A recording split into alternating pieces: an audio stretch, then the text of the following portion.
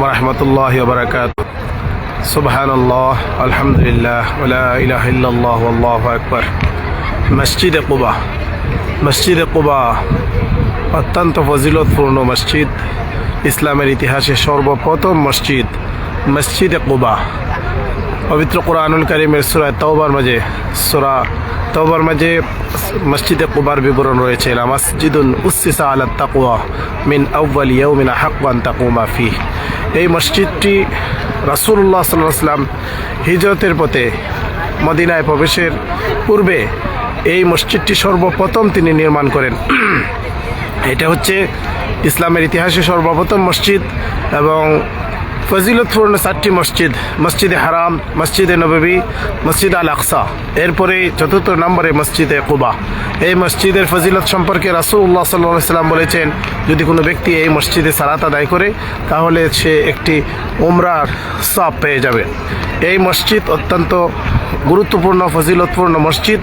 এই মসজিদে আমি আসতে পারি আজকে আল্লাহর শুকরিয়া জ্ঞাপন করি। আপনাদেরকে এই মসজিদটি আমি আপনাদেরকে দেখাইলাম। এই মসজিদে আমি প্রবেশ করেছি, আলহামদুলিল্লাহ। প্রবেশ করে 2 রাকাত নফল নামাজ আদায় করেছি। এখানে সারা পৃথিবী থেকে সমস্ত হজ কারিগণ, উমরা কারিগণ এই মসজিদে একবার দেখার জন্য আসেন, জিয়ারতের জন্য আসেন। অত্যন্ত ফজিলতপূর্ণ এবং ঐতিহাসিক মসজিদ এবং পবিত্র কুরআনুল কারীমের সূরা তাওবার মাঝে বিবরণ রয়েছে। এই মসজিদে কুবা তৈরির পরে কিছু সংখ্যক মুনাফিক এবং ইহুদি মিলে আরেকটি মসজিদ তৈরি করেছিল, যেটাকে মসজিদে জিরার বলা হয়।